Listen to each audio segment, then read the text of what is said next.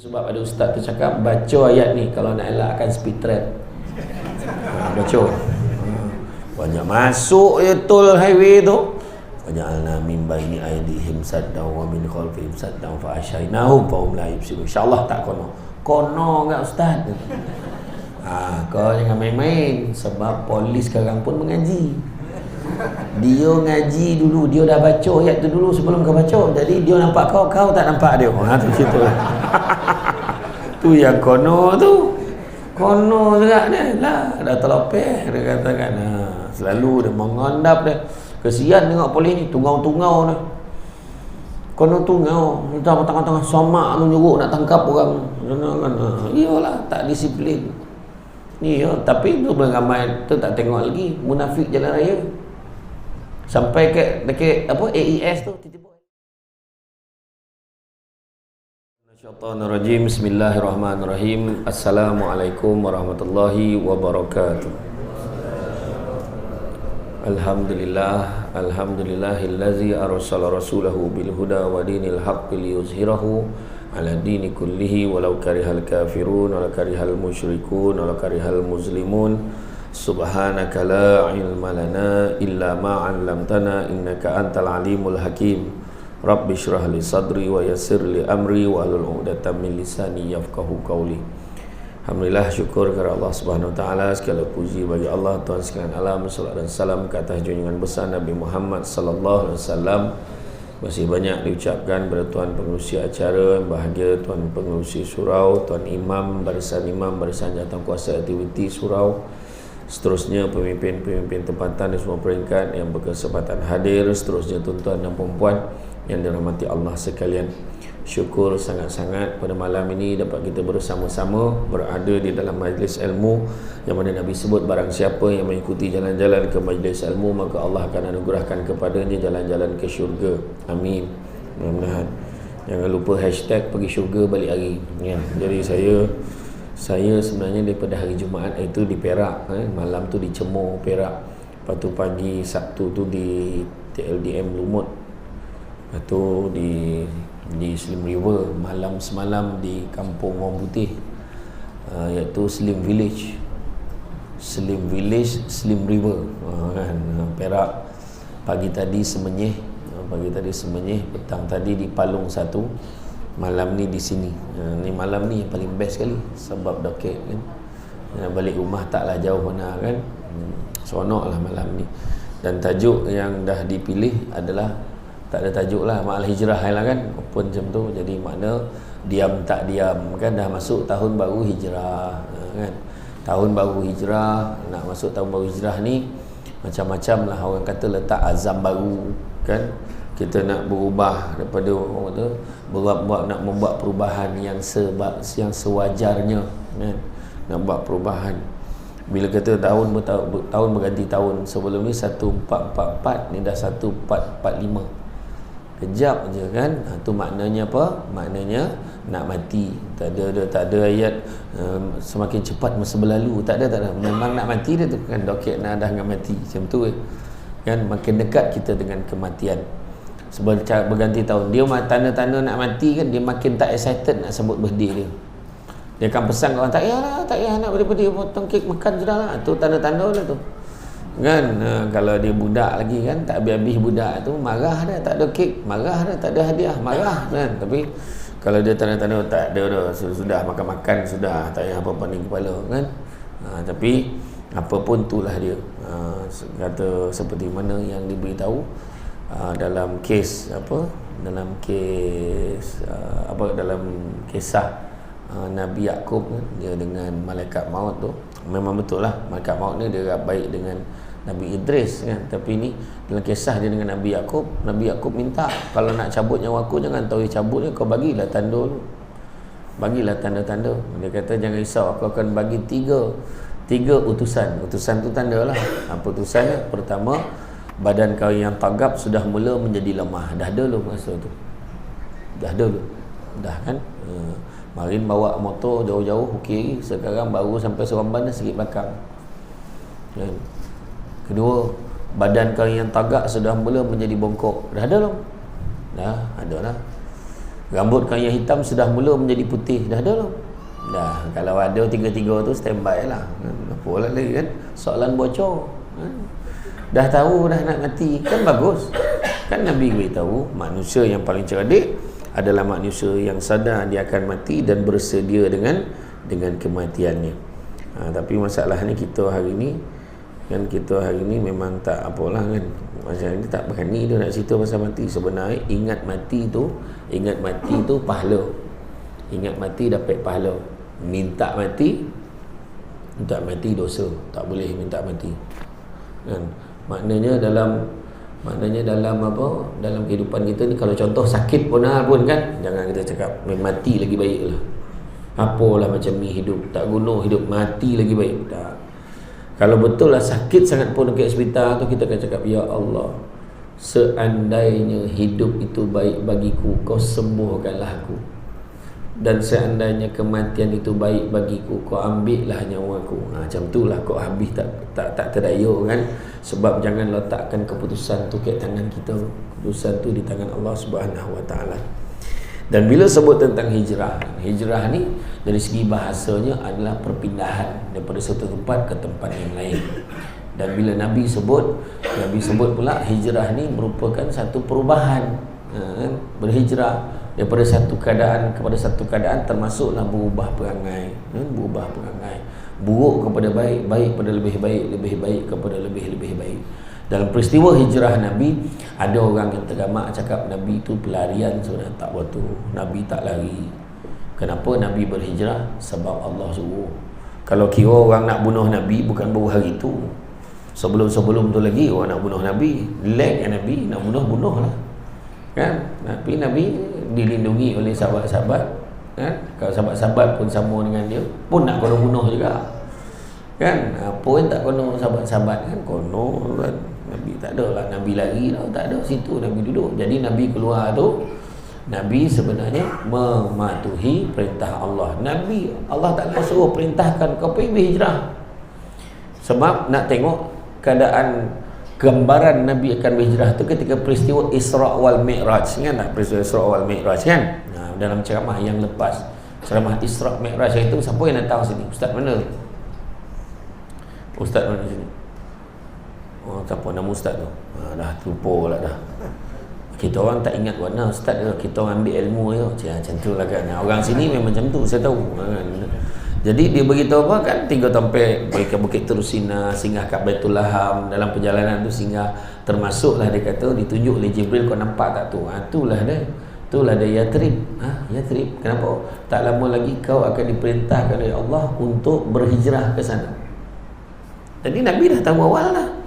Jadi apalah cerita Nabi lari pula kan. Daripada peristiwa Isra wal Mi'raj lagi, masa tu Nabi dah dapat gambaran tak lama lagi akan hijrah. Kau get ready lah, tak lama lagi kau nak kena tukar ni. Daripada Enstag dah dongar-dongar dah nama kau naik ni, kau kena tukar. Kau tak boleh duduk Enstag dah, kau kena duduk kat kuarter Serimas. Ya kau dongar-dongar macam tu lah, dia kata kan. Dia dah dongar-dongar dah. Jadi tak adalah cerita dia lari daripada Enstag ni dah. Dia dah dongar-dongar dah. Kemudian bila Allah Ta'ala suruh, Allah perintahkan suruh hijrah, Nabi tidak, apa tidak. Tak macam kita tau. Dapat surat perpindahan, mula dah cari surat sokongan, minta penangguhan selama 2 bulan kerana terdapat lagi urusan kerja yang masih belum diselesaikan. Macam-macam surat tonyoh, YB semua tonyoh, habis masuk surat menteri semua tonyoh, nak sokong dia supaya ambil pindah. Nabi tak ada, Allah Ta'ala suruh, pergilah kan. Allah Ta'ala suruh.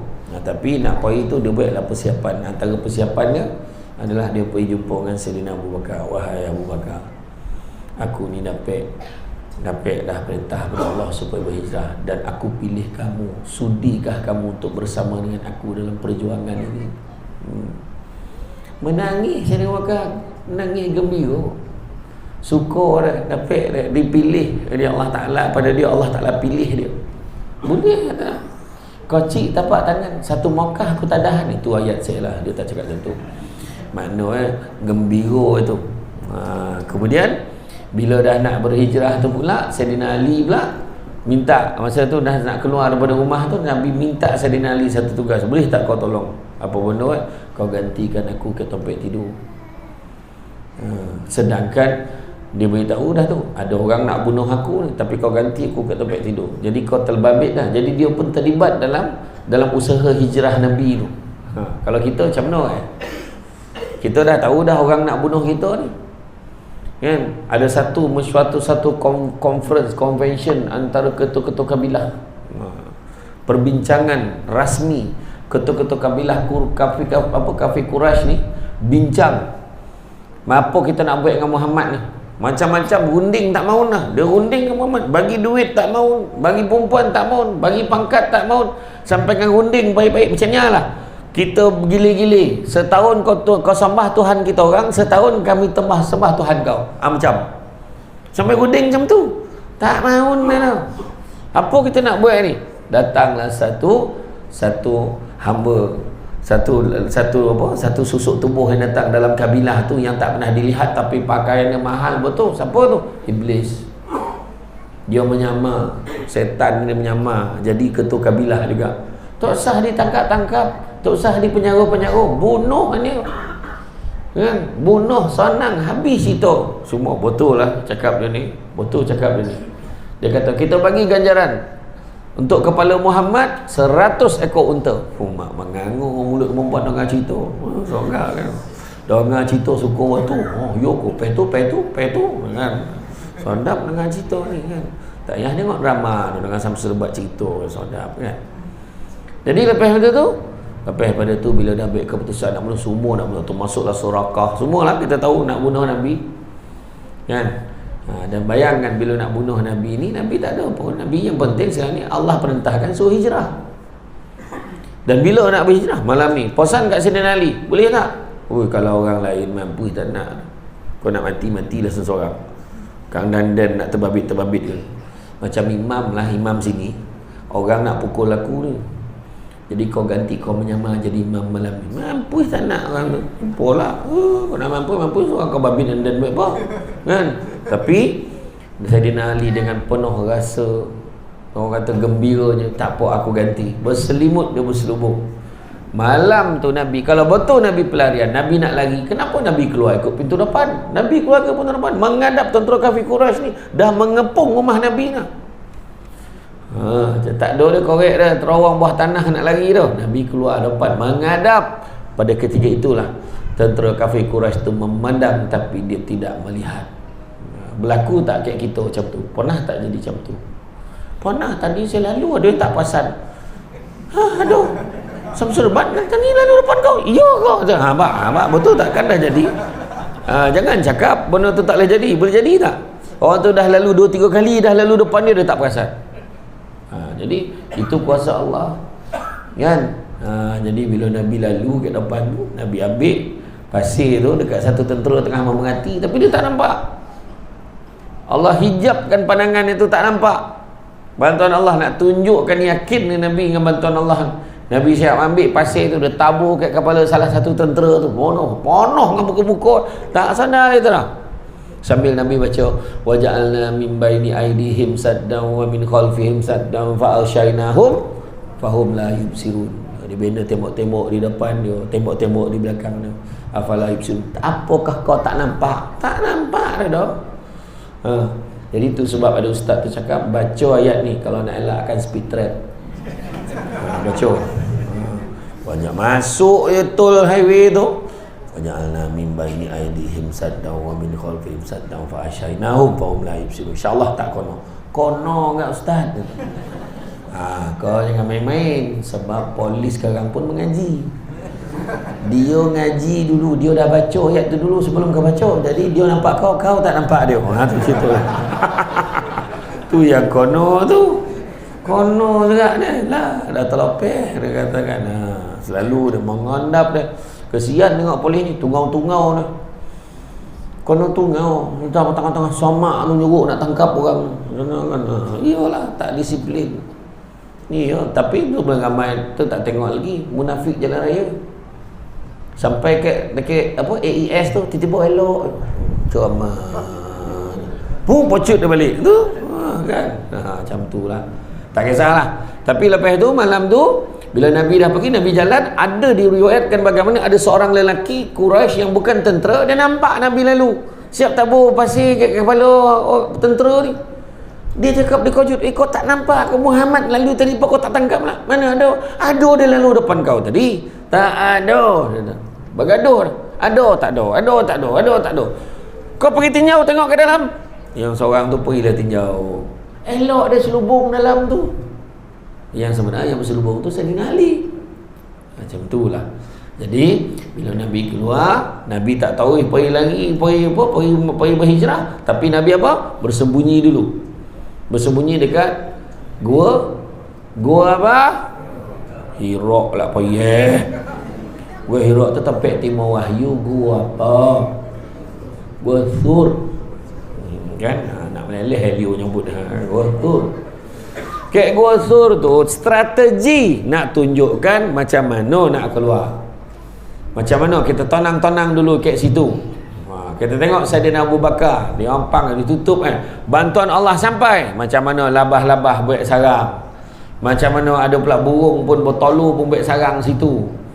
Jadi bila tentera kafir Quraisy cari sampai kat tak ada orang masuk dah dah ada dah bersawang dah Ada apa sarang labah-labah, takkanlah ada orang dalam ni. Jadi tak jadi dia tinjau dalam tu. Siapa yang pergi umrah, yang pergi ziarah tu kan, pergi haji, pergi ziarah, pergi ke Gusur, dia akan nampak benda tu. Ada yang dah mengasuh semayang dalam tu pun ada orang kan. Jadi bayangkan Nabi masuk ke dalam tu. Pada ketika itu bila esok tu tengok tak keluar-keluar, dia orang pun rompuh masuk. Bila rompuh masuk, dia tengok rupa yang tidur tu Sayyidina Ali. Sayyidina Ali dengan Sayyidatina Asma pada ketika itu dibawa ke hadapan, ditampar depan semua orang. Mana pergi ayah kau?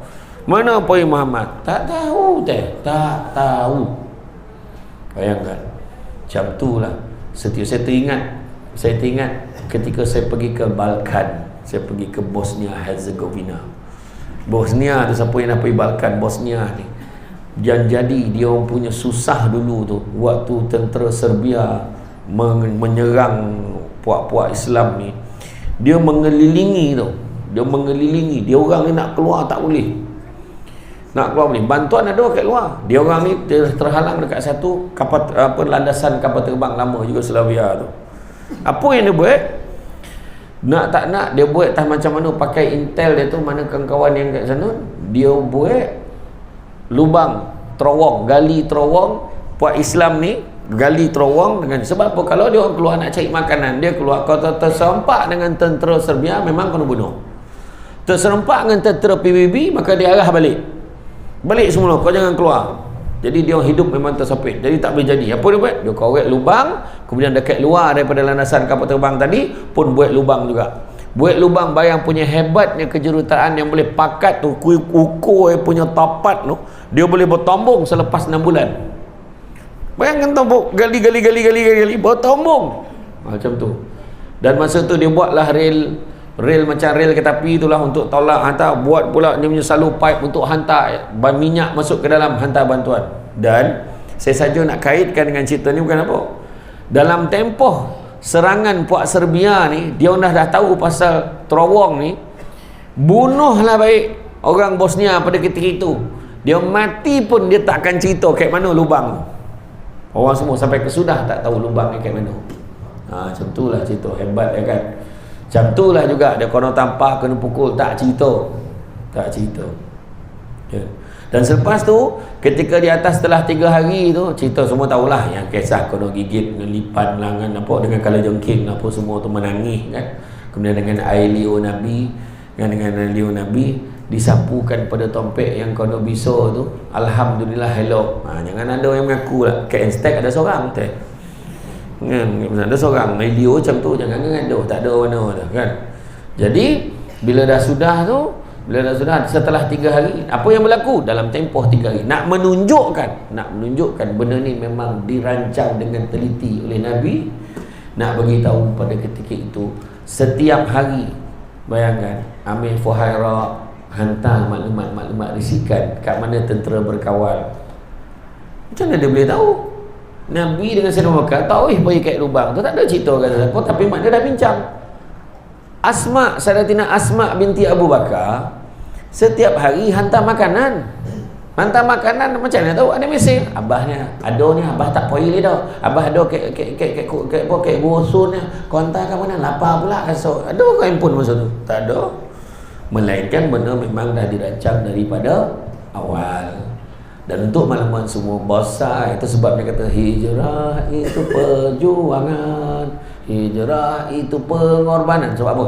Sebab pengorbanan dan perjuangan bukan sikit-sikit. Sayyidatina Asma pergi hantar makanan, kita naik tengok Gua Sur pun tak lalu nak naik atas tau. Terutama orang yang lemak dah mula bertapak di badan.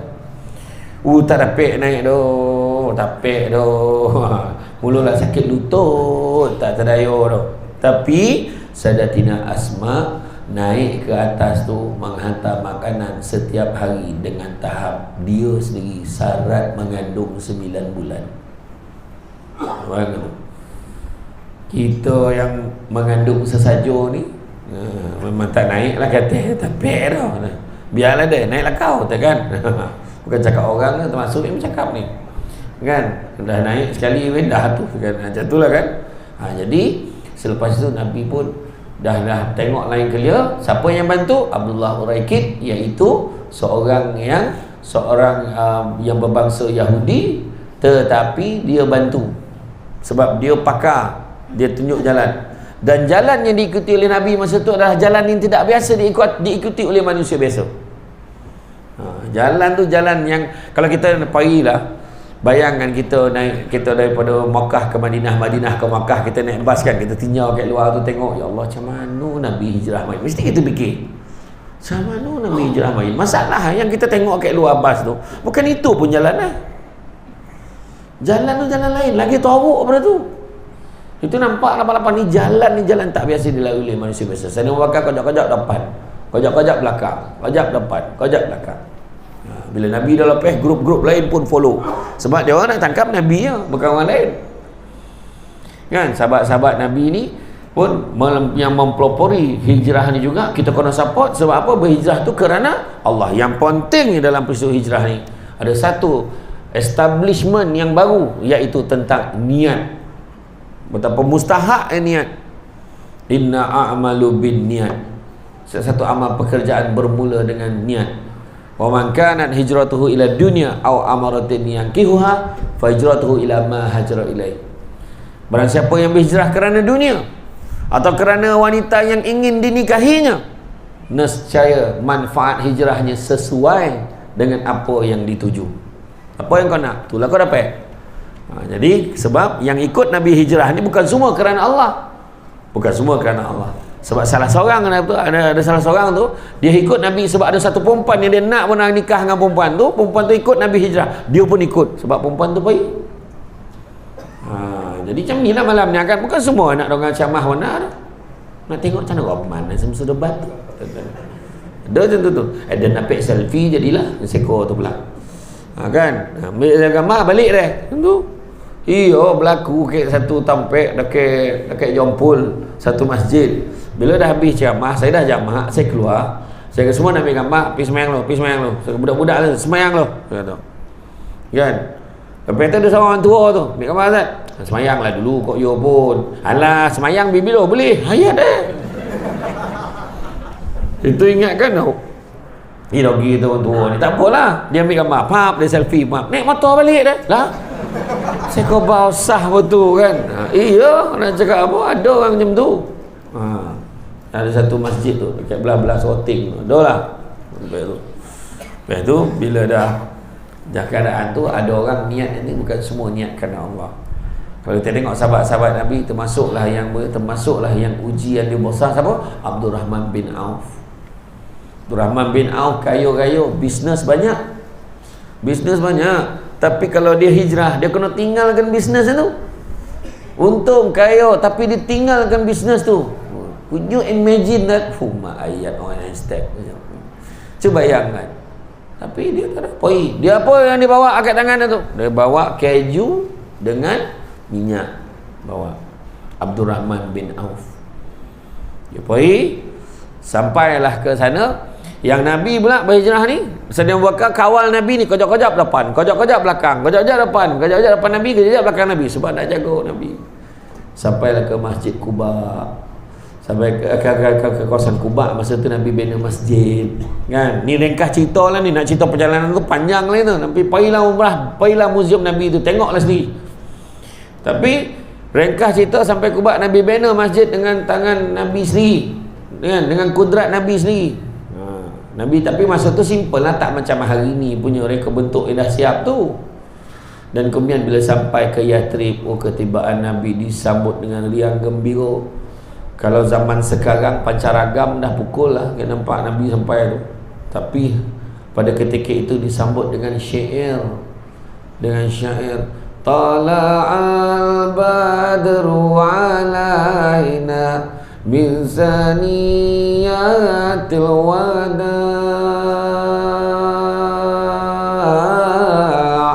wajaba syukru alaina mada'a lillahi da'. Happy macam tu lah.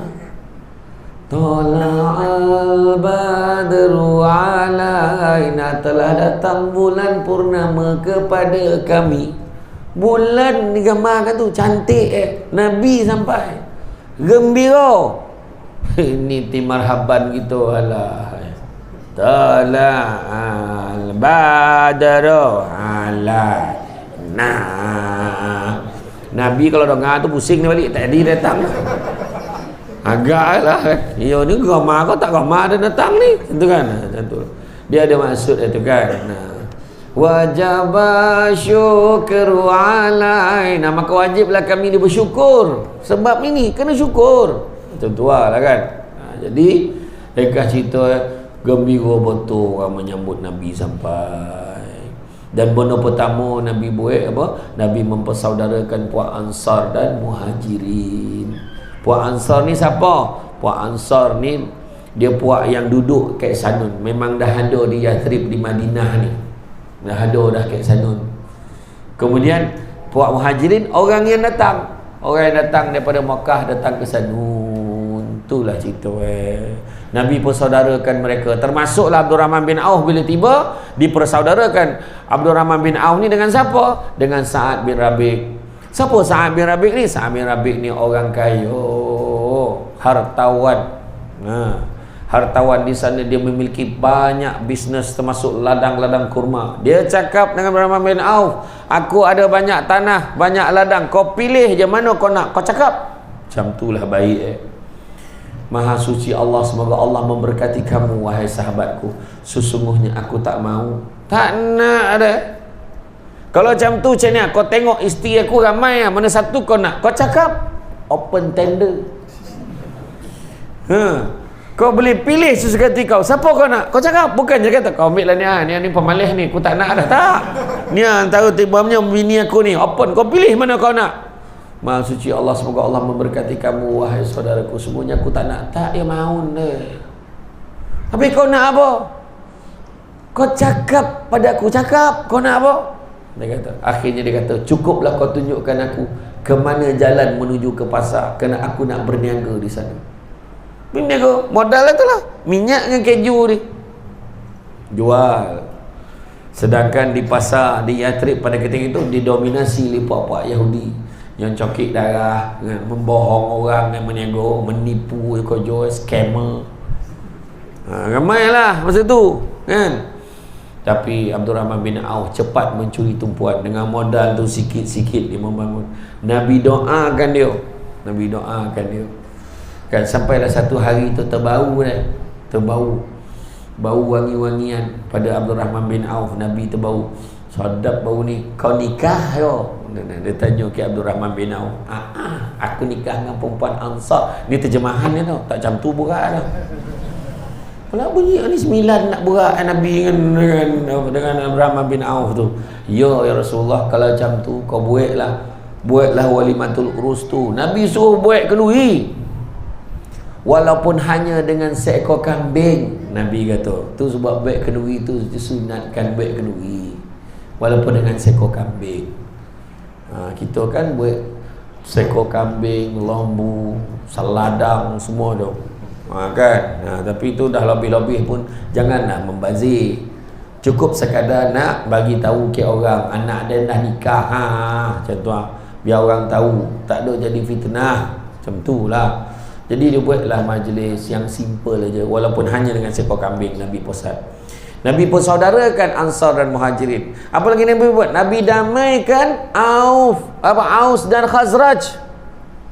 Aus dan Khazraj ni berpuluh tahun berapa orang bergaduh, punya teruk bergaduh sampai terlupa sebab apa dia gaduh.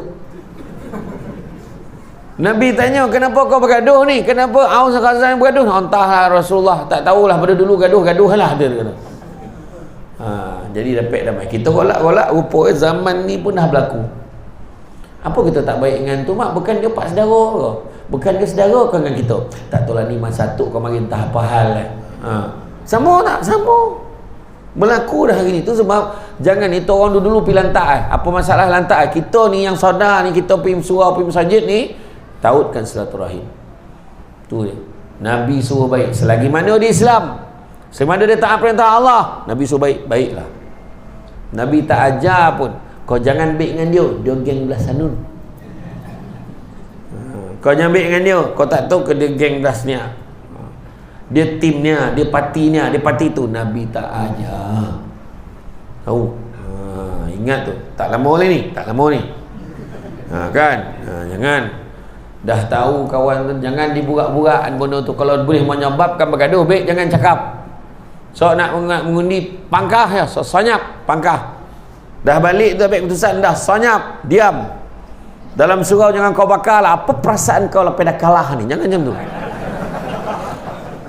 Tu cari pasal nama kan? Nak bergurau pun jangan bergurau pun. Cari tajuk lain nak bergurau. Jangan.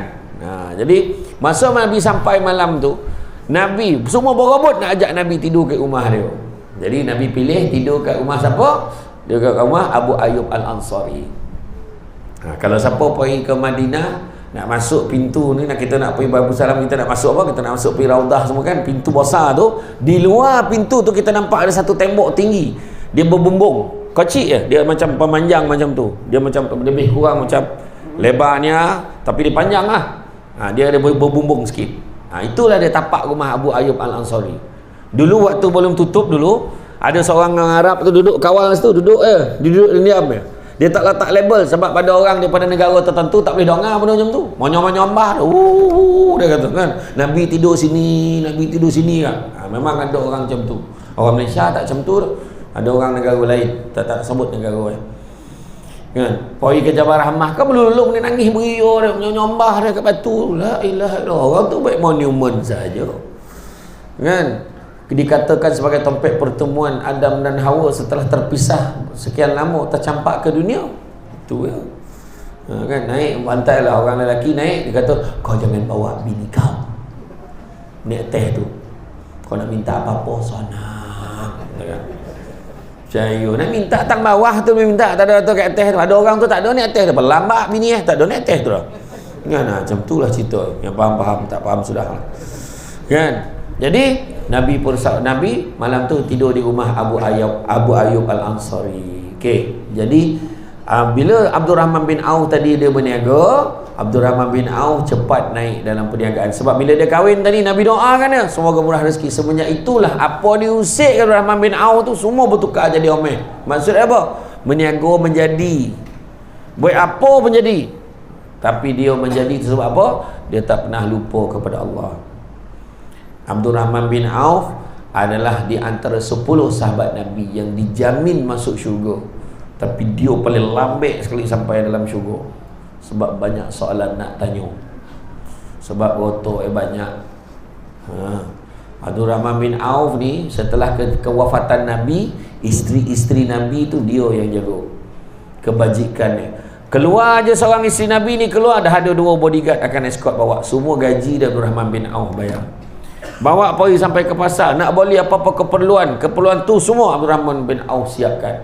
Kepada pangsa pekeluarga yang terlibat dengan peperangan Badar, setiap keluarga dapat insentif pampasan. Memang dibayar oleh Abdurrahman bin Auf. Duit kita hari ni RM400,000 satu keluarga dapat. Macam kaya tak kaya macam kan. Ditaksirkan dia punya kekayaannya lebih 300 juta lebih kalau ikut duit kita hari ni.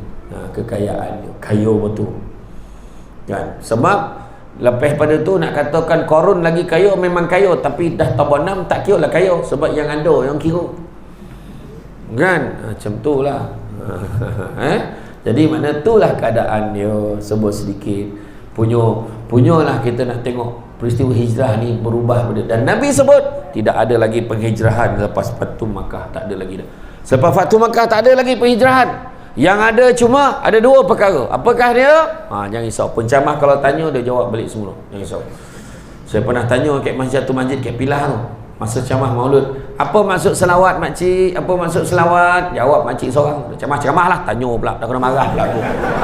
Itu samsing betul makcik ni kan. Jadi yang itu saya tanya tu, saya jawab lah balik, jangan risau. Takut aku kan kena marah kan. Jadi Nabi kata tidak ada penghijrahan lagi selepas Fatu Makkah. Yang ada cuma apa? Yang ada cuma niat dan jihad. Niat dan jihad. Nak beritahu apa tuan-tuan dan puan sekalian? Niat pun susah. Tengok Abdul Rahman bin Auf, walaupun kaya-kaya tapi dia tolong orang. Dia tolong setiap peperangan. Tak ada satu peperangan pun dia tak menyumbang. Tak ada. Semua dia sumbang. Tapi dia lambat masuk syurga sebab harta banyak. Semua kena tanya, ni kau buat apa, ni kau buat apa, macam-macam audit dia tanya kat lembaga hasil, masuk kat tanah masyarakat, padang masyarakat, sok tanya. Dia tanya kau buat apa, duit ni kau ni buat apa, yang ni buat apa, ni buat apa, semua kena tanya. Tu sebab jangan minta jadi kaya kan. Masalahnya orang yang stack ni kaya semua lambat tu. Tak lah, tak. Memang semua kena tanya setiap harta tu. Sebab Nabi susah hati. Ada sekali tu Nabi semayang, dikatakan solat asar. Habis solat asar tu bergegas Nabi balik. Kenapa? Dia teringat ada 7 jongkong emas kat rumah tu. Ada orang bagi tu, nak tahu nak bagi siapa. Copet-copet kena bagi. Dia tak nak kena tanya besok. Waktu Nabi dah tak teraya, Nabi sakit, Nabi terfikir tu ada 7 dinar emas tu, tolong bagi. Tu 7 dirham ke 7 dinar tu? 7 dinar kot lah. Jangan biar rumah. RM7 lebih kurang lah duit kita. RM7 pergi bagi orang. RM7 pun risau aku bagi ke orang. Kita macam mana? Pernah satu ketika kan, Sa'ad bin Abi Waqqas bawa balik, dia kata tak tahu aku risau dia nak buat apa dengan duit ni, tak tahu nak buat apa dengan duit ni. Besar tanggungjawab ni. Berapa masuk dia dapat dalam berapa ribu dah. Isteri kata, jangan kau risau wahai suamiku, biar aku bantu kamu. Dia bagi kat fakir miskin, bagi kat orang susah, bagi ni. Wahai suamiku, dah habis aku bagi kat orang. Logo rasa. Tu sebab daripada dulu sampai sekarang, orang perempuan dia tahu nak buat apa dengan duit dia banyak. Ya. Kan kita puas mikir nak buat apa, dia tahu nak buat apa kan. Macam itulah. Jadi tak usah minta kaya, minta bahagia. Sebab apa? Satu hari nanti kita akan sedar bukan semua perkara boleh dinilai dengan harga kan. Deep tak kan, deep lah. Macam Emen dengan Khalis tu lah kan. Kita tengok akhirnya bukan kekayaan, bukan duit, bukan apa, akhirnya kebahagiaan itu yang penting. Saya tak tengok lah, tapi orang share dan TikTok kan. Jadi makna kata kalau kita tengok dari Amirul Mukminin Abi Hafs Umar bin Al-Khattab radhiyallahu anhu, dia berkata, aku mendengar Rasulullah SAW bersabda, sesungguhnya setiap perbuatan tergantung niatnya, dan sesungguhnya setiap orang akan dibalas berdasarkan apa diniatkan. Siapa yang hijrah hanya kerana ingin mendapatkan keridaan Allah dan Rasulnya, maka hijrahnya akan menuju kepada keridaan Allah dan Rasulnya. Dan siapa yang hijrah hanya kerana menginginkan kehidupan yang layak di dunia atau kerana wanita yang ingin dinikahinya, maka manfaat hijrahnya akan sesuai dengan apa yang dituju. Tengok balik kita kerana apa. Kadang-kadang kahwin pun tak dapat. Niat kahwin ni hijrah ni. Hijrah. Niat tu, niat dan jihad. Niat nak kahwin, perjuangannya apa? Nak berlaku adil. Jangan cerita dah 3 ompek adil. Seorang pun belum tentu adil. Betul tak perempuan? Betul tak? Nampak tu. Iya, yang seorang pun terhegeh tak boleh nak selesai. Jangan fikir yang lain. Betul. Ini cakap betul. Sebab kena jaga. Kita tengok kan, dekat Malaysia ni satu pasangan bercerai setiap 13 minit. Dulu rekod 24 jam. Hari ni nikah, esok cerai. Yang terbaru, dalam majlis nikah masa tu cerai. Mas kahwin RM22,222 dan 22 sen. Tapi ada keluarga lelaki, keluarga perempuan tersebut, hantaran tak cukup 1,000, hantaran tak cukup 1,000. Punya garam. Dia ceraikan bini tu. Depan kadi, depan semua orang. Aku ceraikan dengan talak 3. Dia sebut dah. Wah, itulah sekarang. Tahap niat pun tak tahu orang ni. Kahwin tak tahu nak niatkan apa. Sedangkan kita berubah ni. Daripada singular, nak pergi plural. Daripada seorang nak jadi orang yang dah berkahwin, dah ada isteri, dah ada suami. Apa niat kita? Biarlah kerana Allah. Mendapat keredaan Allah. Ini kenapa nak kahwin? Mak bising. Masa bila mak tak bising? Memang tu kerja mak bising. Bila kau nak kahwin? Bila kau nak kahwin? Bila dah kahwin? Bila kau nak beranak? La ilaha illallah. Dah beranak anak perempuannya. Bila nak dapat anak lelaki? Dapat anak lelaki, beranak ekor jokau. Salah juga beranak. Itulah orang tua ni memang macam tu. Biarlah dia ponek saja, dia sanyap macam tu dia. Kan? Yang seorang, kenapa kau nak kahwin? Kan kawan habis kahwin nak, tengah share belum? Sebab tu kahwin. Kenapa kau nak kahwin? Umur banyak dah mam, bila kau nak kahwin? Soalnya bila kau nak kahwin? Geram tengok budak perempuan tu lagi tahu. Susah nak jumpa. Kenapa kamu nak kahwin? InsyaAllah mam, saya kahwin ni memang kerana Allah. Susah nak jumpa. Biasanya yang kahwin niat kerana Allah ni biasanya lelaki yang dah kahwin. Biasa. Dia biasalah. Dia tu jawapan yang dia ada. Lopeh tak tahulah, tapi itulah jawapan. Kan? Kenapa abang buat saya macam ni? Tergamak abang seksa saya punya. Kenapa bang? Kenapa? Kerana Allah. Lopeh tak tahulah tuan-tuan. Ini saya bagi idea je. Kan? Ingat, perbetul, sentiasa perbetulkan niat. Kerana Allah. Kemudian, kalau kita tengok ni, daripada bab niat tu, jihad dia. Maknanya, niat dan jihad. Niat benda baik nak kita buat, dan perjuangan jihad nak buat benda yang kita niatkan. Bukan senang. Bukan senang. Paling senang lah kan, kita tunjukkan niat apa tu? Niat apa tu? Berhenti rokok. Tengok kan berubah muka tu. Mata malah cakap tu. Kan? Berhenti rokok. Alhamdulillah saya dah lama berhenti boli dah. Jangan hisap.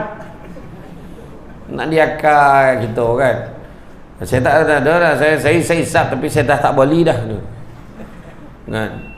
Dekat bayangan dekat masjid, dekat simpang 4 tu.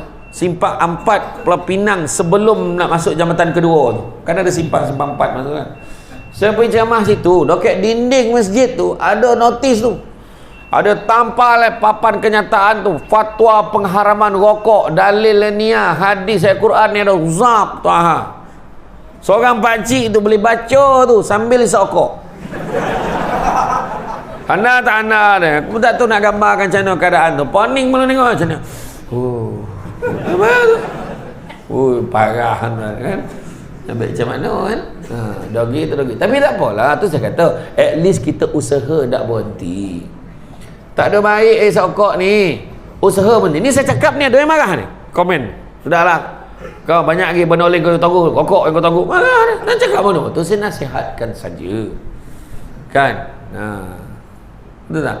Tanya orang perempuan, siapa yang ramai lelaki mokok? Abang, abang tak mokok kali ni. Gila bini macam tu, tak ada mana kan. Siap dia kotak-kotak abang. Dah saya dah hantar anda mana. Nak mampu bini macam tu. Tak ada. Kan? Paling tidak contoh, saya ada kawan saya seorang, dia memang heavy smoker lah. Dia usap tu, habisnya tu sambung. Dia kan dia bersambung, habis sambung. Habis sambung. Satu hari dua kotak. Dua kartun mampu, dua kotak. Dua kotak sehari, maknanya berapa? 40 batang. Bila dia isap 40 batang tu, macam mana? Tu sebab nasihat saya, contoh, minggu ni tak apa, hari ni hari apa? Hari Ahad, tak apalah, mulai esok Isnin sampailah Ahad tu, biar 40 batang sehari, seminggu. Minggu depan kurang dengan sebatang, 39 batang sehari. Minggu satu lagi, 38 batang sehari. Minggu satu lagi, 37 batang sehari. Minggu satu lagi, mati, contoh. Tak sampai dia berhenti, tapi biarlah Allah tahu kita sedang berusaha nak berhenti. Tu nasihat saya lah kan. Cubalah kan. Macam perempuan lah, dia biasa ngumpet kan. Dia tak nak ngumpet lidah. Tak nak lagi dah ngumpet. Daripada belakang tirai tu sampai tinggi samsul debat. Saya maafkan tadi. Yang ngumpet tadi tu saya maafkan dah. Masalah tu dah. Kan? Dalam TV dapat tua aku ajar tu. Tu sebab saya maaf. Saya maaf. Saya okey tu. Tak ada hal tu dah kan. Tapi berazam aku tak nak lagi dah. Senang cakap aku tak nak ngumpat lagi dah. Sebab kebanyakan orang bila dengar ceramah, ada pencamah lain pun cakap, kita dalam hati tu terkono tu kadang. Betul lah dia cakap. Aduh, kenapalah aku macam tu. Kita cakap dalam hati je tau. Jadi elok gitu. Keluar daripada surau ni baik perangai dah balik. Tu sebab kena selalu datang dengan kuliah ilmu untuk makluman semua. Surau Darul Hidayah. Darul Hidayah kan? Surau Al-Hidayah ni hari-hari ada ceramah. Tapi itu sebab saya tak tolak ceramah kat sini. Sebab saya difahamkan hari-hari pun memang cenyalah ramai. Kalau terperanjat tu tak ada lah tu dah. Yo kau tu kan. Yo kau kan. Mudah-mudahan lepas ni. Setiap hari ada kuliah, ada guru-guru takmil. Lagi tinggi, hebat ilmu jauh. Tinggal satu serbat ni makan asap. Dia orang lagi handal tu. Datanglah kuliah ilmu. Terisi hati, jiwa dan raga kita. Sebab ni taman-taman syurga. Rugi kita kalau tak datang. Dia orang lagi detail mendalami kan kitab-kitab tertentu, hadis 40 kan, Minhaj al-Abidin dan sebagainya. Datang belajar. Ya, datang. Tahu tak? Datang orang lelaki jangan nampak ringan. Kau tak wajib lah datang surau. Kau perempuan duduk rumah lah. Betul. Tapi kita ingat nafkah suami kena bagi ke isteri. Nafkah zahir dan batin. Nafkah batin tu bukan yang atas kati sahaja. Nafkah batin termasuklah memberikan didikan agama kepada isteri dan anak-anak. Kena bagi. Kalau tak mampu nak ajar dia agama, jangan halang dia datang surau, datang masjid belajar agama. Tu maksudnya.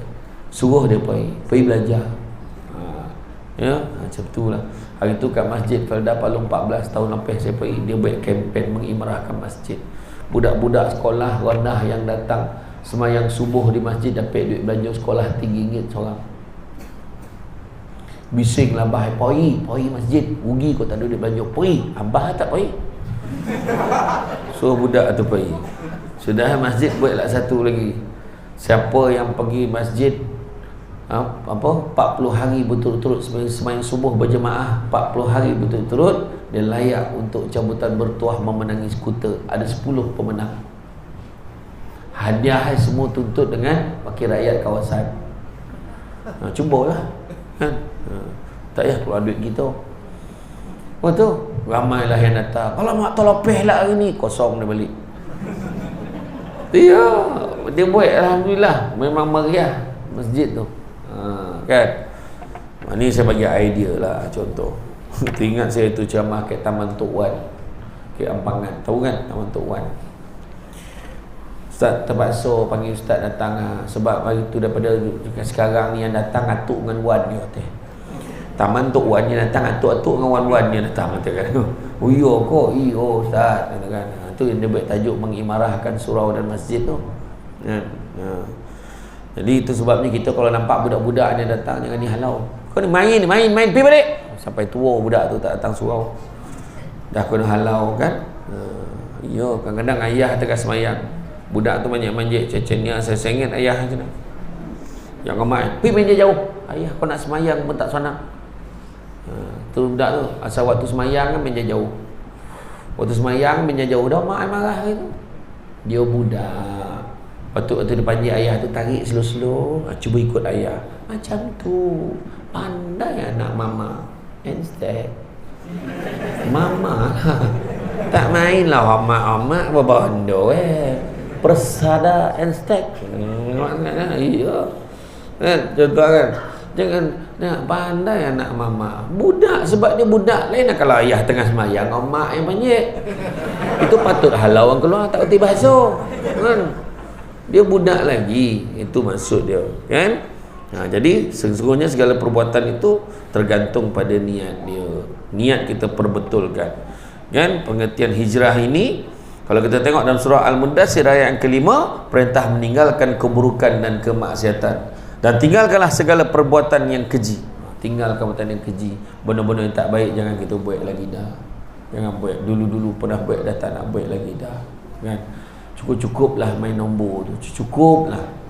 Berburak tengah hari berburak angkat parking motor jadi deh. Cucu kau berapa? 5 kau, 3 kau, belum ni dah kau 2, 5302. Jadi kono pula tu. Dah kono satu hal, belanja je ke surau kau hajar betul. Konyang aja ke surau kan sendawa, banyak auto repair malam ni. Kau pahal kan ni? Birthday tu. Tiap-tiap bulan motor birthday kau.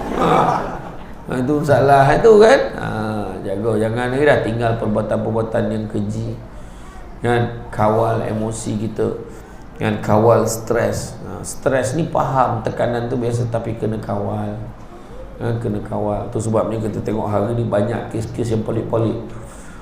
OKU pun kena dera. Kan tengok budak dekat taskar tu dihontak sampai mati. Tengok tu lelaki tu boleh cokik budak tu. Budak tu tahu apa? Dia cokik sampai mati, pebondo tu. Kan kadang pelik kan. Sebab apa? Sebab gagal mengurus emosi dia. Iya. Pergi dilayan. Budak tak cukup umur. Budak tu belum cukup umur lagi yang kau pergi layan apa. Ingat tak kisah rimau dengan kaldai tu? Rimau dengan kaldai tu. Kena bergaduh dengan kaldai. Kaldai kata, kau nampak tak rumput ni rimau? Kenapa? Kalau apa? Kalau biru tu. Marahlah si rimau. Hijau lah, kau buta ke apa? Biru tu. Hijau, biru, hijau, biru, hijau. Ni bukan politik ni tak ada. La ilaha illallah. Mula tu baik. Sebelum kau cakap aku pun ingat ni tu aku cakap tu. Kan tak ada bukan tu maksud dia. Si kaldai kata rumput tu biru. Rimau kata hijau, bergaduh dia. Aku tak puas hati. Jom kita pergi mengadu dengan Raja di Rimba. Bawalah. Dia pun filekan kes ke mahkamah. Mahkamah hutan masa tu hakim yang pertama adalah Hakim Singo. Singo Raja di Rimba kata pahal lah ni kaldai. Aku bangih dengan si rimau ni. Kenapa pula? Aku cakap dengan dia, rumput ni biru. Betul tak Singo? Betul lah tu. Kata Singo. Betul lah tu. Kan nak khabarkan dah. Yang rimau terperanjat. Jadi sekarang kaldai kata, aku cadangkan wahai Hakim Singo, kau tolong jatuh hukum dekat rimau ni. Dengan ini aku jatuhkan hukuman kepada rimau. Kau tak boleh berburak dengan mana benda binatang 5 hari berturut-turut. Kau duduk dia diam ontok-ontok. Yang kau berlawan lagi cakap dengan binatang lain. Senyap lah rimau sedih. Kaldai dengan geng-geng dia yang lain, geng kaldai lain pun celebrate dekat Starbucks. Ada Starbucks kat hutan tu. Macam tu lah kan. Dia pun pergilah melayan apa-apa kan. Gembira betul dia menang. Rimau dengan sedih pun dalam penyata pembelaan dia. Dia memfailkan rayuan kepada Singo. Wahai Singo, apa sudah jadi? Bukan kau rumput tu hijau? Maka kata Singo, memang aku tahu hijau lah. Habis tu kenapa? Kau dah tahu bangang dengan kaldai tu. Yang kau pergi lawan dia buat apa? Sampai bila pun kau takkan menang dengan dia tu. Dia kata biru pergi lantak dah lah. Kata. Kau dengan kaldai pun kau buat kira. Ayo tak yo pula. Orang poning kau pergi layan. Dengan kita-kita poning sama. Kau apa? Dah dia gila kau layan ke buat apa? Betul lah pasal dia tu. Bila kita layan pun sama lah kita kan. Budak tu tak cukup umur. Dia mengejek-ngejek kau bawa bertumbuk, kau bunuh budak tu. Pahal. Dia budak. Kan? Macam tu lah. Orang gila. Ada sekali tu dia pergi kat Mantin, sekolah menengah Mantin. Dia masuk Mantin. Guard tu nampak dia masuk. Dia lama dah cerita ni, lebih 10 tahun dah. Dia masuk kat pada. Lepas tu ada guard semua, orang ni. Biar. Budak tu 9 tu. 9 tu maksud tak cukup 1, 10. Dia poning shot lah tu. Dia kalau budak tu apa? 9. Mana 9 tu poning lah tu. Jadi budak tu pergi bawa batu pancing suruh kat padang. Lepas tu dipacak tu tunggu. Pengetua sekolah tu datang. Pergi ditanya, banyak kau dapat ikan? Dia tanya. Orang gila ni pun jawab, kau gila kau ni padang mana ikan? Sekarang siapa gila? Cuba cakap. Mana cakap orang gila jangan dilayan. Kan poning tu. Ada seorang tu pula. Dia bawa kambing. Dia komplit kambingnya nak bawa untuk korban. Dia bawa kan lalu kat jambatan tu selisih dengan satu orang gila. Orang gila ni tahu. Nak bawa pergi mana bawa tu? Dia kata nak bawa pergi mana, borok tu. Nak kau orang gila jangan dilayan. Pergi dilayan ni. Ini kambing lah. Aku kan cakap dengan kau. Aku cakap dengan kambing tu. Sekarang siapa borok tu? Kan? Tu dah tu. Nak kau barah. Tak pasal-pasal dia lah jadi borok. Tu cakap kan. Tu sebab jangan dilayan orang gila macam tu lah. Buat bono-bono baik, tinggalkan perbuatan-perbuatan yang keji. Kemudian surah An-Nisa berpaling dari isteri yang tidak patuh. Makna bagi pengajaran. Suami tak patuh, si tak patuh, bagi pengajaran, bagi teguran. Kan? Bukan senang kadang-kadang orang perempuan. Lelaki ni tak ada daya sebab takut kat bini noh. Tak. Kita pun takut, bukan takut bini, tapi bini menakutkan. Kan? Maksud itu cerita sekarang ni. Kita tak dianggap dayus bila kita ni takut kat bini kita, tetapi kita dianggap dayus bila kita membiarkan isteri kita terus-terusan melakukan maksiat, melakukan benda-benda yang tidak diridai oleh Allah dan kita tak rasa apa-apa. Hello, bini tak kata dong, biasa tu, care tu. Kan? Alah, zaman sekarang tu dayus. Dia boleh biar bini berkaraoke dengan jantan-jantan lain. Dia seorangnya perempuan. Kau tak rasa apa? Normal lah tu, social function. Otak kau. Ada bos saya hantar bini hantar sampai depan rumah. Dah hantar sampai rumah 10 minit tak turun-turun pada kereta tu. Tak rasa apa kau jantan tu. Bukan jantan yang kereta tu, yang kat luar tu. Itu kena tangkap tu seorang lelaki tu. Kena tangkap dekat tempat golap dekat depan apa? Depan ocean. Apa nama ocean? Bukan ocean sekarang ni. Apa nama? Center Point. Belakang tu. Berapa setengah jam duduk dalam golap tu, dalam kereta tu. Polis tu tahan dan tangkap. Apa hal ni? Baca Yasin ni. Bayangkan dah tak ada jawapan dah. Teruk betul main-main ni. Cakap apa? Kalau suami tak rasa apa, polik lah tuan-tuan. Kan? Tu sebab ada peraturan sekarang ni. Peraturan kat dalam dengan pejabat tak boleh lagi hantar mesej guna ayat link yang baby. Dia tak boleh lagi dah. Jaga ihtilat tuan-tuan sekalian. Pek kojo. Orang perempuan ingat kalau ada orang lelaki hantar, walaupun pangkat dia lagi tinggi daripada kita orang perempuan, kono jawab. Jawab tu bukan jawab balik I love you tu pula. Dia hantar mesej, ada tu hantar mesej tu sampai satu tahap. Oh, suami you tak ada ke malam ni, bolehlah kita tidur sama. Bayangkan. Apa cerita tu? Takkan suami tak terasa? Yang dia pula takut nanti kena tindakan kat bos tu. Takut nanti tak naik pangkat kau. Takut ni rezeki daripada Allah. Jawab. Ni dia diam ya. Makin menjadi kawan tu. Hantar gambar-gambar yang bukan, hantar video yang bukan. Jawab. Tuan minta tolong sangat jangan hantar mesej macam ni lagi. Kalau tuan hantar macam ni, makna tuan tak hormat saya, tak hormat ke ibu bapa saya, tak hormat suami dan tak hormat keluarga saya. Macam tu cakap. Mesej tu kena hantar jelas. Jaga ihtilat tu. Tolong jaga. Ya. Pasal ni banyak berlaku. Begitu juga surah Al-Muzammil meninggalkan orang-orang yang tidak beriman dengan cara yang baik tanpa melukai hati mereka, dan bersabarlah Muhammad terhadap apa mereka katakan, dan tinggalkan mereka dengan cara yang baik. Dah dia tak nak dengar nak baik channel kan. Surah Al-Ankabut ayat 26, kembali pada Allah dengan harapan mendapatkan hidayahnya. Kembali pada Allah, semoga Allah memberikan hidayah. Meninggalkan tempat keadaan atau sifat kerana menuntut redha Allah, sanggup ditinggalkan. Contohnya kadang ada orang tengah mengumpet, kau tahu tak ada dengar imam la ilaha illallah. Kenapa? Dia kalau dah berbisik tu tahu rahsia tu. Apa dia? Dengar imam. Kenapa dengan imam? Datanglah seorangnya. Tak baiklah weh ngumpet-ngumpet pasal orang berdosa tu tak. Lepas tu dia pun cakap, macam kau tu baik sangat. Dah kono. Yang tu yang tak tahan tu. Nampak tak kan? Jadi kadang-kadang kita ni sebab nak dapat redha Allah, kita kena kuat. Cakap dengan dia, memang aku ni bukanlah baik sangat, tapi anggaplah ni usaha aku nak jadi baik. Tu dia cakap. Suami tak pernah semayang dia. Semayang sunat, dia tak berhenti-henti, dia semayang kat sejadah, duduk hari tu. Makan pun tak nak dah. Buang terbiat pun turun. Ramai betul menuduh buang tabiat, buang tabiat. Bukan buang tabiat, buang tabiat lama nak ganti tabiat baru. Dia panggil pun tak ada dah. Woi, tak ada lagi dah. Sayang. Sayang, boleh sedukkan nasi untuk abang. Bin, tumbang bini tu. Keperanyat tak pernah panggil macam tu. Iya. Panggil pun dah baik-baik. Ya, dia kan, wahai isteriku. Ya, saya panggil bini saya kan. wahai isteri syurga abang. Macam tu panggil. Iya, lambut hati. Suruh sign apa sign. Iya tak, saya sign transfer tanah nama dia. Macam tu lah. Ramah sangka buruk. Dalam surau sangka buruk tak habis. Aduh, ya bondo fikir bukan kan. Ya. Jadi semua cabaran nak berhijrah, nak berubah. Buruk pada baik, baik lebih baik, lebih baik pada lebih baik. Pertama tak nampak sebab. Kenapa dia kena berubah? Kau berubahlah, bawa berubah. Pahal. Okey dah ni, apa masalah kau? Dia sound pula kita. Kan, sebab dia tak nampak sebab dia kena berubah.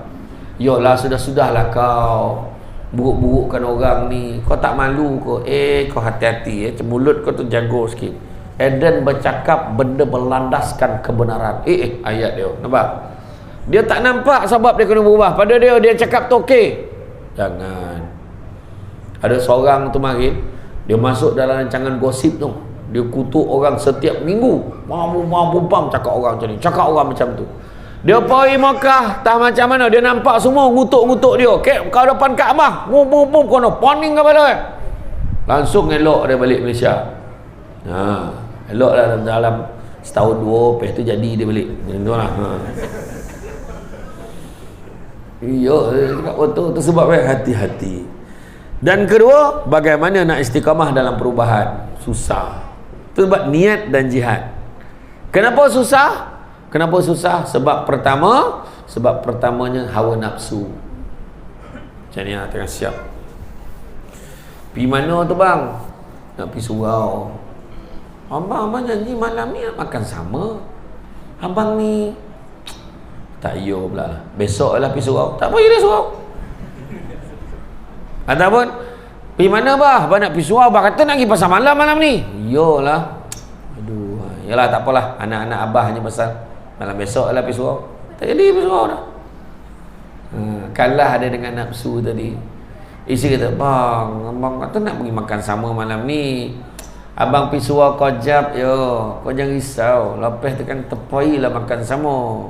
Kan lama benar pun. Abang tengok kan, kalau imam lain kan, kalau imam sabar kau depan kan, abang cakap abang tahan biar abang jadi imam. Imam sabar ni kalau kau depan dia lambek sikit. Dia sabar.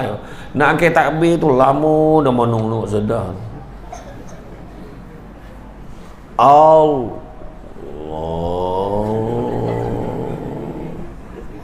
Akbar. Hanya perempuan kat belakang, habislah kita. Dia dah cakap dah. Dia sabar. Bismillahirrahmanirrahim.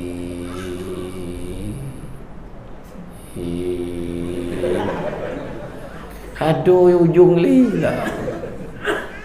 Iyo, itu yang belakang. Aduh, kenapalah dia jadi imam. Yang seorang panjanglah umur seorang tu lah. Kan? Jadi dia kata jangan risau. Abang kalau nampak imam sabar, abang kau depan. Copek sikit habis. Kau jangan risau. Kita pergi makan sesama. Janji tau. Iya. Pergi dia. Settle boleh. Kena kuat. Abang kata nak pergi pasar malam, kau jangan risau. Lepas semayang ni pergi pasar malam. Pasar malam tu takkan tutup selagi abah kau tak sampai. Jangan tu lah. Steady abah. Abah macam tu lah. Kuat. Dan yang kedua kenapa? Yang keduanya dia tidak pasti, tidak yakin dengan ganjaran Allah. Sebab apa? Ilmu tak ada. Itu sebab kena datang majlis ilmu. Kan? Istiqamah ni adalah 9 huruf yang ringan untuk dibicarakan, namun liat dan begitu berat untuk melakukannya. Ada pelbagai aspek istiqamah yang kita boleh kategorikan. Orang yang ingin berhijrah dari dunia jahiliahnya, orang yang ingin berubah dari tabiat buruk kepada tabiat lebih baik, orang yang ingin menjadikan rutin hariannya produktif tanpa sesaat pun mensia-siakan masanya di dunia. Salah satu bekerja niat kerana Allah, takkan jadi sia-sia. Ada orang tu sebagi seminar tu, ada seorang tu cakap, saya rasa menyosal pula. Kenapa pula? Sebab dulu saya kerja government, saya makan gaji bulan-bulan sebaik bondo baik, tapi saya terlupa untuk niat kerana Allah. Rugilah kita. Jadi kenalah niat kerana Allah. 7 cara nak berubah. Pertama, matlamat mesti jelas. Dan ingat dia nak ngaji lah. Macam tu je, tak jelas. Cakap tu, kau nak ngaji apa? Nak mengaji Al-Quran. Maksud kau nak ngaji, kau nak baca kau apa? Maksudnya dia nak belajar mengaji. Kena jelas, nak belajar mengaji Quran, belajar dengan guru. Contoh. Kan? Kemudian yang keduanya, melazimi taubat. Membiasakan diri bertaubat pada Allah. Assalamualaikum warahmatullahi. Assalamualaikum warahmatullahi. Astaghfirullahaladzim alladzi la ilaha illa wal hayyul qayyum wa atubu ilaih. Istighfar. Ataupun astagfirullah, astagfirullah, astagfirullah, jadilah. Ataupun Allahumma anta rabbi la ilaha illa anta khalaqtani wa ana abduka wa ana ala ahdika wa wa'dika mastata'tu a'udzubika min syarri ma sana'tu abu laka bi ni'matika alayya wa abu bi dzambi faghfirli fa innahu la yaghfiru dzunuba illa ant. Kan penghulu istighfar baca, tak kisah. Bacalah. Paling tidak minta ampun dengan Allah macam tu lah. Ni astaga mana ada? Siapa ngajar astaga tu? Tak ada. Minta ampun dengan Allah. Melainkan kita yakin mana. Alhamdulillah Ustaz, setakat bulan 7 ni belum ada dosa tu. Mana ada dosa tak? Ada dosa kita. Minta ampun dengan Allah banyak. Melazimi taubat, kan? Jika kamu bertaubat sehingga taubat itu gugur dan kamu kembali melakukan dosa, maka bersegeralah bertaubat kembali. Katakanlah pada dirimu, moga-moga aku mati sebelum sempat mengulangi dosa kali ini.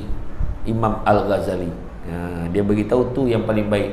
Bila kita buat dosa, kan Nabi sebut sesungguhnya manusia itu berdosa dan sebaik-baik manusia berdosa itu bertaubat kepada Allah. Ya. Selagi mana kita ni rasa berdosa, minta ampun dengan Allah. Okay. Ketiga, berdoa pada Allah. Berdoalah kepada Allah, ya. Berdoa pada Allah untuk bantu kita, untuk bantu kita kuat dalam agama kita, kuat dalam ibadah kita. Yang keempat, mulakan dengan perubahan yang ringan. Apa dia? Daripada dulu tak semayang, sekarang semayang. Dulu semayang lewat waktu, sekarang semayang awal waktu. Dulu semayang awal waktu dah, tapi semayang sensorang. Sekarang semayang berjemaah. Dulu semayang jemaah, tapi lepas bagi salam berkocapui balik tu berkocapui. Cecopek nak balik lah. Dalam bahasa orang Aztec ni berdesu. Macam tu. Kan. Kalau ni 9 kata tu menabut pun ya. Menabut tu lagi laju daripada mencelinap tadi. Berkocapui tadi, dia lagi laju. Dia lagi laju. Menambut lagi laju. Paling laju menculin, itu paling laju. Jadi tak salah tanya macam mana kelajuan ni. Tapi macam itulah gambaran ni. Menculin tak sah betul laju Macam itulah. Tak payah jauh-jauh dah. M-E-N menci. Tak ada mana je orang. Menculin bunyi culin. Macam itulah. Konyang tu sampai menteneng pun. Menteneng lah. Tak ada dia nak ejo-ejo dah. M-E-N menti. Tak mau dah. Menteneng. Sampai mengusap-ngusap perut tu menteneng lah tu. Ya. Hari ni kita belajar kosakata logat Negeri Sembilan. Ya. Dekat Sarawak tu ada topik-topik memang macam tu lah. Cakap Negeri Sembilan macam Negeri Sembilan. Kat Sebuyo, seperti tu dekat apa? Dekat kampung, dekat Kabung tu, dekat Kampung Sesang tu, dia cakap macam Negeri Sembilan. Bila hati dah buta. Tapi dia cakap Sarawak tu adalah bahasa sambungan itu kan. Ada cakap Sarawak tu. Dia ada satu kampung Arjuna. Jawa semua. Tak sangka kat Sarawak pun ada Jawa. Kat Aztec tak ada kan. Semua putih. Nampak lah kan. Kan. Saya ada darah dua-dua lah. Belah mak saya Jawa, belah abah saya Minang. Tu yang muka semacam Pan Asia tu. Jawa campur Minang. Jadi janang bantai lah kan. Jadi dia bunyi kan. Perubahan yang ringan-ringan. Daripada semayang marin apa tak ada pada balik tu, akhirnya dia paling tidak dia istighfar. Jangan sombong dengan Allah. Macam mana nak sombong lah? Yalah, bagi salam terus bangun sombong dengan Allah. Macam tak ada dosa ke apa? Paling tidak istighfar 3 kali. Kaifa nastaghfir Rasulullah, Nabi ajar paling senang astaghfirullah. Macam mana nak istighfar, macam mana nak minta ampun, Nabi kata astaghfirullah. Kau nak doreh bona sibuk lah kan dia pengusi persatuan penduduk Aztec. Jalan apa? Jalan apa entah sini? Enclave. Tabalit tidak hanya pun enclave okey lah, ada lah identiti sendiri. Tiba-tiba ada satu taman kat Seremban ni prison. Nak jadi Putrajaya lah dia. Lorong ada lah berapa lorong ni, prisin muntah kan. Tak apalah, bantai lah, tak kisahlah. Saya tak sebut taman mana ni, contoh kan. Jadi kalau kita tengok tu, ada lupa dah pasal apa cerita tadi ya? Hilang lah dah tadi. Pasal apa tadi? Sifah, nak copek warna, sibuk warna, dia fungsi persatuan penduduk enclave. Kan, jalan enclave 5. Dia sibuk warna, ketua lorong tu pun. Bukan fungsi persatuan penduduk nak ketua lorong, sibuk warna. Kok sibuk warna pun? Astagfirullah, astagfirullah, astagfirullah. 3 kali, itu doa yang paling ringkas yang kita tahu. Allahumma barik lana fima razaqtana wa qina azabannar walhamdulillahirabbil alamin. Balak-balak lah. Doa apa tu? Makan. Allahumma barik lana, ya Allah berkatilah kami fima razaqtana, kata rezeki kami, wa qina azabannar, dan jauhkanlah kami pada azab api neraka. Mana makan? Kau berdoa faham pun tidak kan? Sebenarnya nampak lembaga kok keluar tengah malam, nampak lembaga tu baca. Nampak ya, Allahumma bariklah fima razaqtana wa qina azabannar. Lari deh, hilang. Gilo ngandan-dan nak dimakan tu. Hantu pun tahu tu doa makan. Aduh. Patut ada lagi. Hantu pun tahu tu doa makan. Tukarlah doa lain kan. Yalah tak boleh yo. Tak, doa tu bagus. Allahumma barik lana fima razaqtana wa qina azabannar. Tapi jangan kuat mana. Kita nak doa ni. Astagfirullah, astagfirullah, astagfirullah. Allahumma barik lana fima razaqtana. Doa kayak budak ni kan. Nak makan. Budak tu jangan kuat mana macam doa. Jangan sombong dengan Allah. Nak bunyi ringankan badan kita, tu contohnya turunkan borek badan. Ambil yang senang-senang ya. Kenapa nak ringankan badan? Sebab apa? Nak kurui. Sebab apa? Sebab nak lawa. Tapi kalau muka dah tak boleh belah, tak boleh belah lah. Ni cerita nak kurui badan sebab apa? Supaya nak ringan badan menghadap Allah Ta'ala. Baru betul kan semua kerana Allah. Saya dulu makin masuk dengan TV Hijrah, masuk awal-awal tu kan, dia bawa, dia bayar saya pergi gym tu, bayar 12 sesi. Sebab kod tu dah tak muat lah tiba-tiba. Yang biasa keluar TV tu kan dah tak muat, kono lah dia bagilah, pergilah ambil 12 sesi. Rupa macam-macam pantang tak boleh makan bono putih tu, ompek bono putih, nasi, gula, susu, topok. Lepas tu pagi kan makan apa? Pagi tu sarapan makan salad yang dah digaul dengan apple hijau. Dah ada packing-packing tu. Ambil satu pack tu, makan. Lepas tu minum air kosong, air suam dia. Lepas tu pukul 10 makan pisang 2 biji. Bukan 2 tandan tau, 2 biji. 2 tandan dah konan boruk dah tu. 2 biji. Lepas dah makan tu tengah hari pukul 2 sampai pukul 2 masuk gym. Dilanyak kita. Kalau kita makan lebih, kita tipu instruktur tu, muntah memang keluar apa yang kita makan tadi. Ya, amen. Lepas tu pukul 2 sampai pukul 4 kita loading makan. Makan tu pun makan nasi makan ikan dengan ayam yang dibakar sahaja. Dan kalau boleh dibakar dengan olive oil. Minyak zaitun. Lepas tu kalau pukul 6, lepas pukul 6, kalau lapar lagi, makan buah yang dapat lepas ceramah. Biasa dapat buah tahulah, saya tahulah kan. Contoh kan, makan tu je. Kan, tapi masuk saya cerita dengan mak saya, pagi makannya mak, kena lepas tu makannya, atau mak saya cakap apa, kau berhentilah jadi orang tu. Tapi dia sebenarnya nasi, gula, susu, topung tu yang paling susah nasi. Benda lain senang. Gula, susu, topung tu boleh lagi, tapi nasi tu ramai orang susah. Percaya cakap saya, dia sekejap je, lepas 2 minggu dia akan rasa okey. Copek turun berat badan kita. Saya last makan nasi petang tadi lah. Mana belum mula ni dah. Kan, insyaAllah Kena dah mula, badan dah mula dah naik dah. Kayak dalam TikTok tu orang nak crop pakai lama, kayak kocik. Dia edit ni seorang nak jadi channel. Sudah tinggal muka je ni. Penuh. La ilaha illallah. Kemudian pilih persekitaran yang sama dengan misi kita. Kita nak jadi baik, kita nak berubah, datang surau. Itu persekitaran yang baik. Datang surau, datang masjid. Alah, pergi surau belum tentu elok pangai. Betul. Pergi surau belum tentu elok, tapi ada harapan elok. Pergi disko belum tentu tak elok. Betul. Tapi ada harapan jadi tak elok. Belum pernah lah yang pergi disko. Bonti-bonti. Isyak. Nak bohong tak ada bondur. Kemudian begitu juga jaga solat dan sentiasa mengingati Allah. Jaga solat kita. Anak nak pergi kerumpuk sambung belajar, anak pergi pasan jaga solat. Jaga solat. Saya ingat Datuk Jalaluddin Hasan, saya burak dengan dia masa wawancara tu, burak dengan dia. Dia cerita pasal Datuk Haji Hasan Azhari. Dan ayah dia pesan kat dia, Jalal, tahu kau berlakon. Ya pak, dia panggil pak. Ya pak, sampai pukul 2-3 pagi pun syuting lagi. Allah, kesian pesan dekat dia orang. Jangan tinggal solat. Kalau dia kerja terturut macam tu tapi tak solat, kesian dia orang. Pesan ni pak, lembut dia pesan ni. Jaga solat. Pesan Dan pasangan yang macam saya cerita tadi, menurut kajian, ramai pasangan bercerai di Malaysia ni 90% daripadanya berpunca daripada tak jaga solat.